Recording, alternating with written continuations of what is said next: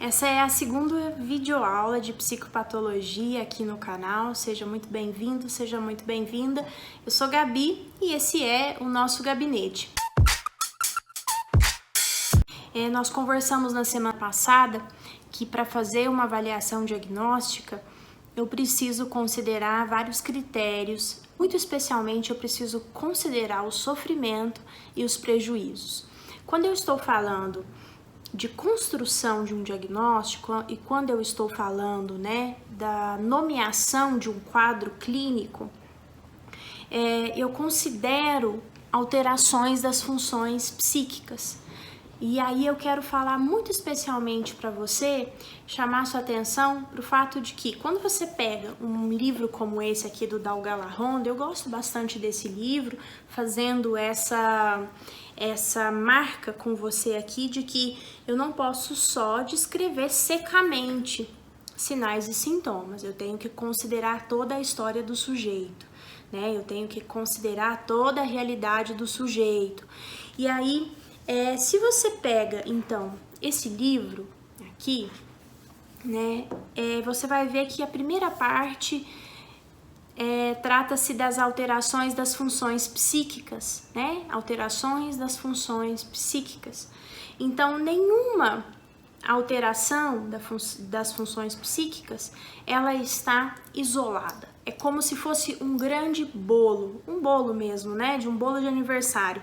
Depois que o bolo tá pronto, e aí eu faço essa comparação para falar do humano, depois que o humano está colocado no mundo, lançado à existência, eu não consigo separar as dimensões, eu não consigo mais separar o que é farinha, o que é ovo, o que é leite, o que é açúcar, o que é fermento. Está tudo num bolo só. Então, no humano, quando eu estou falando de uma alteração, de função psíquica, eu estou falando de comunicação com todas as outras, A gente separa, e o livro separa porque o livro está interessado em simplificar isso para você, em dar nome justamente para o que eu falei. O psiquiatra, por exemplo, ele vai precisar acertar essa medicação exatamente onde o cliente está reclamando, está sofrendo, está dizendo que é um ponto. Então, por exemplo, o apetite está alterado para mais ou para menos, O sono está alterado para mais ou para menos. Esse paciente está com dificuldade na fala e aí a agitação dele, a ansiedade está provocando, que ele converse sem parar, que ele tenha uma fala agitada, às vezes uma fala desorganizada. Então, o psiquiatra, por exemplo, ele vai precisar acertar muito especialmente esses pontos de desequilíbrio e de sofrimento, certo?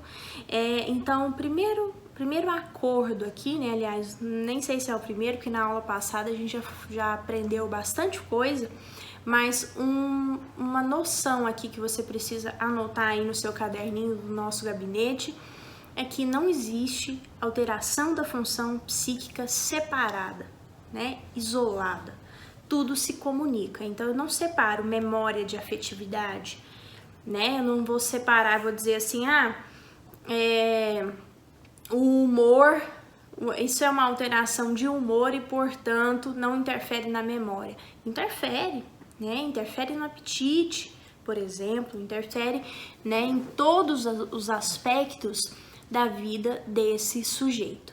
E eu quero aproveitar para falar com você, então, da diferença aqui de duas alterações de função psíquica muito comuns no quadro, por exemplo, de esquizofrenia, A esquizofrenia é um quadro psicótico e aí a gente está falando de rompimento de realidade.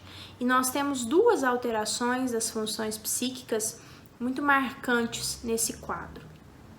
Uma dessas alterações é a alucinação, que é uma alteração de senso-percepção. Então, é aquilo que filtra, É o filtro, é o nosso filtro em relação ao mundo. Quando eu estou falando de uma alteração de senso-percepção, eu estou falando, por exemplo, de uma alucinação.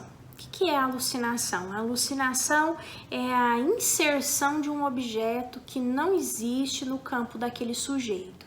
Então, esse paciente, ele vai ouvir vozes, por exemplo, né? Ele vai ver coisas, ele vai sentir no corpo dele que tem insetos caminhando pelo corpo dele, né? Então, é a inserção de um objeto que não existe. Se eu tô falando de ilusão, por exemplo, aquela flor ali atrás está parada. Mas na ilusão, o objeto existe e ele se altera. Então, aquela flor começa a andar pela sua tela, né? Essa flor se movimenta de alguma forma, né? Fica elastificada, né? Então, isso seria a ilusão. É uma alteração de senso-percepção também, mas que se difere da alucinação, porque na ilusão você tem a alteração do objeto e na alucinação esse objeto não existe e ele foi colocado, ele foi inserido, tá certo?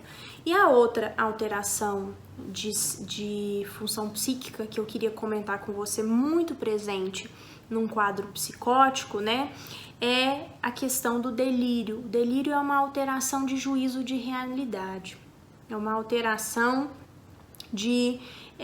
da criticidade, né? É uma alteração de pensamento. Então, a alucinação muitas vezes compõe o delírio, ela complementa o delírio, mas são coisas diferentes, né? Porque ela é uma alteração de senso-percepção e o delírio é uma alteração de juízo de realidade, de pensamento, de criticidade, certo? Então, o delírio é a ideia, é o pensamento alterado. É o pensamento alterado. E a alucinação é a senso-percepção que está alterada, né? Esse filtro. Então, se eu te digo coisas que estão fora da realidade, muitas vezes eu vou complementar, eu vou construir esse delírio a partir de uma alucinação. Então, eu digo para você, mora gente aqui embaixo do prédio, tem um monte de gente que mora aqui embaixo e é do Estado Islâmico.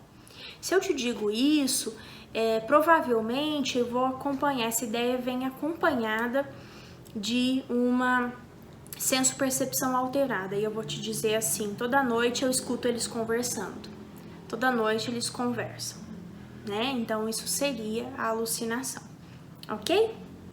Esse foi, então, um exemplo de alteração da função psíquica, de alterações das funções psíquicas e fazendo muito especialmente a marca dessas duas alterações com vocês. Um beijão em todo mundo, a gente se vê no próximo vídeo. Tchau, tchau. Satisfação pelo clique, fake, a vontade critique, não é tão só correr.